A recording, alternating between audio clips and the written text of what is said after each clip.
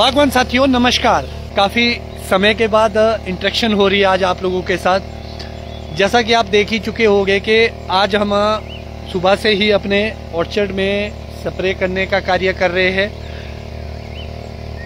एक लंबे ड्रॉट के बाद अच्छी बारिश हुई है पीछे। अब उम्मीद करते कि आने वाले समय में भी मॉनसून अच्छा रहेगा।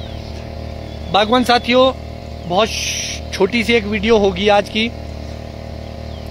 जब ड्रॉट कंडीशन थी तो किसी भी तरह की बीमारियां हमारे बगीचों में बिल्कुल भी नहीं थी, मगर जैसे ही बारिश आती है, ह्यूमिडिटी बनती है, तो जो फंगस के स्पोर्स है वो नीचे से उड़ के पत्तों के ऊपर बैठ जाते हैं और फंगल इन्फेक्शन कर देते हैं। सबसे पहले जैसे स्कैब हो गया, अल्टरनेरिया हो गया, मार्सोनीना हो गया, तो ये सारी जो भी हमारी दुश्मन फंगस है ये सारी एक्टिव हो जाती है और बड़ी आइडियल सी सिचुएशन इसके लिए, फ्रेंडली सिचुएशन इसके लिए पैदा हो जाती है।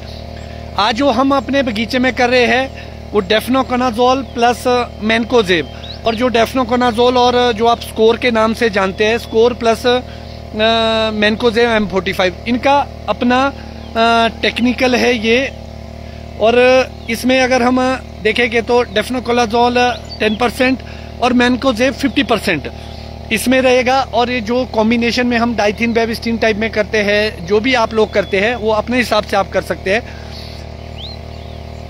कॉम्बी प्रोडक्ट के लिए बहुत ही अच्छा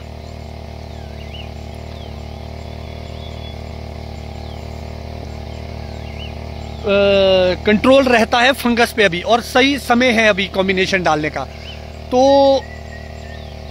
हमें किन बातों का ध्यान रखना है, क्योंकि अब हमें सीरियस होना पड़ेगा, क्योंकि जो ह्यूमिडिटी कंडीशन बनेगी और मॉनसून आएगा कि हमारी स्प्रे धुले ना। आप ये देखें कि भाई कोशिश ये करें कि अर्ली मॉर्निंग और लेट इवनिंग में आप स्प्रे पे ज़्यादा ध्यान दें। हमने सुबह 5 बजे शुरू कर दी थी स्प्रे, और अभी शाम के टाइम हम एक ऑर्चर्ड में, दूसरे ऑर्चर्ड में आए और जहाँ पर हम अभी स्प्रे कर रहे हैं। तो टेम्परेचर का बहुत ही रोल रहता है इसमें, और दिन में स्प्रे को हो सके तो अवॉइड करें।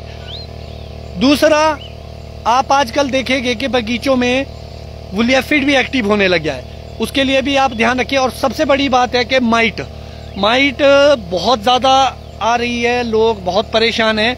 तो अपने बगीचे में जाके माइट की मॉनिटरिंग भी आप अवश्य करें, देखिए कि भाई माइट कितनी है, हमें कंट्रोल करनी है। क्योंकि बहुत सारे लोग जो आगे, सबसे बड़ा लॉस क्या होगा माइट का, बहुत सारे बागवान हमारे लो हाइट कैसे हैं जो अभी भी इथरल पे डिपेंडेंट, तो क्योंकि वैरायटी ओल्ड है उनके पास, कलर के लिए उनको PGR डालना पड़ता है। तो अगर आप इथरल के बारे में प्लान कर रहे हैं तो आपको ध्यान रखना पड़ेगा कि माइट आपके बगीचे में ना हो, अदरवाइज आपके सारी फसल ड्रॉप हो जाएगी। जो मैक्सिमम ड्रॉपिंग की प्रॉब्लम आती है उसमें बड़ा रोल माइट का भी रहता है। दूसरा, साइज का इशू रहेगा आपके, अगर आपके माइट ने आपके क्लोरोफिल को चाट लिया हो। ज़्यादातर जो प्रॉब्लम आ रही है वो 2 स्पॉटेड है इस बार। माइट जो नीचे से खाती है पत्तों को, ऊपर आके नहीं खाती है। यूरोपियन रेड माइट अभी दिखी नहीं हमें, मैक्सिमम अभी 2 स्पॉटेड ही है। तो माइट का आपको ध्यान रखना है। अभी मुझे थोड़े थोड़े कहीं कहीं अल्टरनेरिया के डॉट जरूर दिखे जो घास से लगते टहने हैं हमारे, या जहां पर आपकी स्प्रे नहीं हो पाती है।